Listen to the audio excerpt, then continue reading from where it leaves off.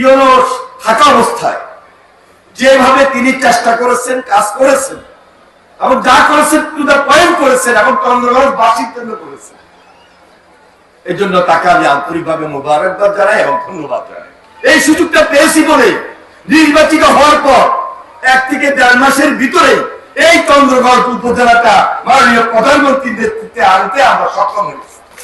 এখান থেকে লক্ষ্মীপুরে যাই এত কষ্ট করে, সব ইউনিয়নের সেই সময় তো পাকা রাস্তা ছিল না, সকালে অনেকেই যেতেন, বিকালে পৌঁছতেন, রাত্রে আবার বাড়িতে ব্যাক করতেন, কত কষ্টে সবারই জানা আছে। এবং এটাও বলতেন যে রাজনৈতিক ভাবে লক্ষ্মীপুরে গিয়ে অনেকটা অমর্যাদার মধ্যে ওনাদেরকে পড়তে হতো, যে পূর্বাঞ্চল এখানে কোন লিডারশিপ লক্ষ্মীপুরে অংশগ্রহণ করতে পারবে এই ধরনের সুযোগ অথবা সহযোগিতা তাদের অনেক সময় ছিল না। কিন্তু আমাদের এই অত্র এলাকার যাদের সঙ্গে রাজনীতি করেছি, যাদের সঙ্গে আমার সম্পর্ক হয়েছে রাজনীতির বাহিরে, অনেক বিশিষ্ট ব্যক্তি এখানে উপস্থিত হয়েছে।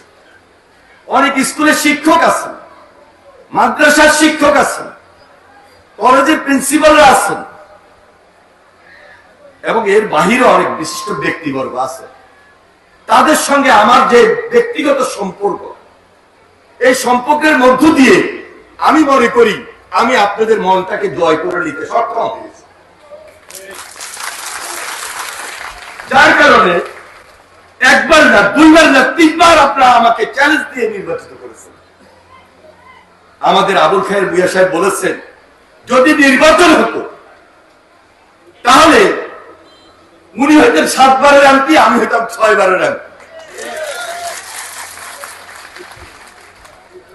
অনেকে আমাদেরকে এইভাবে আন্তরিকতা দেখিয়েছেন, সহযোগিতা করেছেন। এটা একদিনের ব্যাপার নয়, এটা একজনের ব্যাপার নয়। আমি আপনাদেরকে দিয়েছি, আপনারা আমাকে দিয়েছেন। এটা হলো সম্পর্ক, এটা হলো ঘনিষ্ঠতা, এটা হলো রাজনীতি, এটা হলো আন্তরিকতা।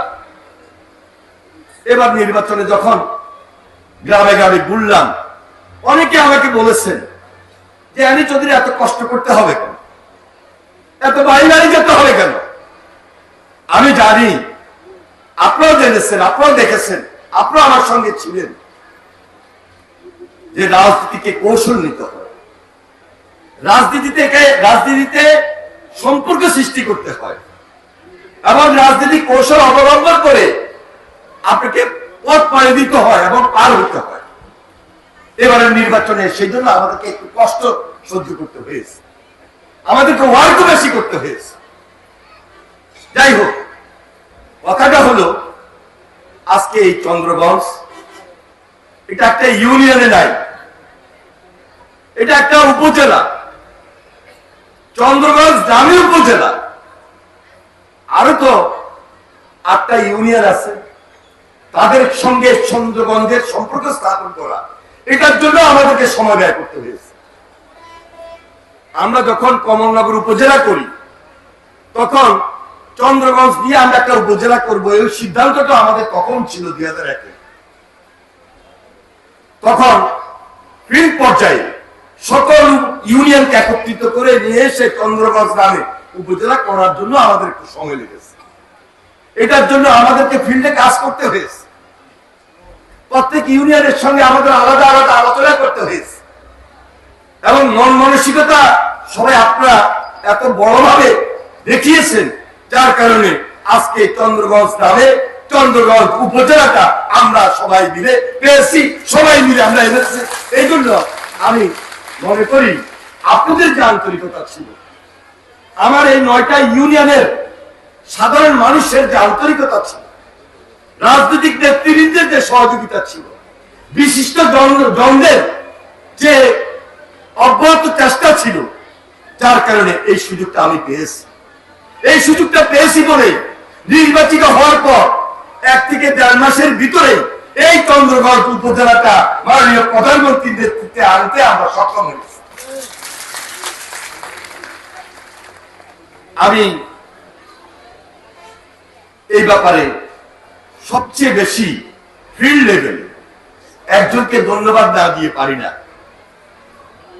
যিনি আমাদের নির্বাহী অফিসার ছিলেন লক্ষ্মীপুর সদরের। যদিও তিনি আমার সঙ্গে একসঙ্গে আমার একান্ত সহকারী সচিব হিসাবে কাজ করছেন, জামশেদ রানা, তাকে আমি আন্তরিকভাবে মোবারকবাদ জানাই, ধন্যবাদ জানাই। ফিল্ডে এই যে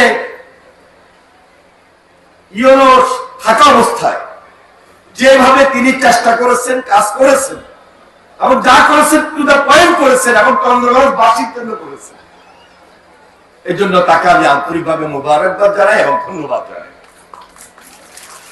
আমাদের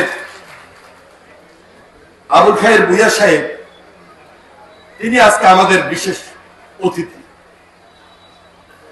তিনিও কিন্তু এই চন্দ্রগঞ্জের অংশীদার।